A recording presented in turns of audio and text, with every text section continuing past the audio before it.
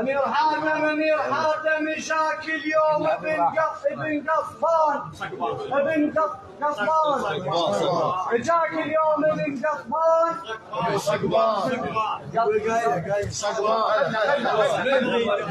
جاك اليوم ابن قصبان جاك اليوم شيخ العام جاك اليوم شيخ العام حزين السلف كله. شيخنا يقول حزين السلف كله، حزين مضيفها والسلف والديوان وحزينة السلف كلها كلمة العدنان. وهذا قبالك اللي يشهد ابن قصبان.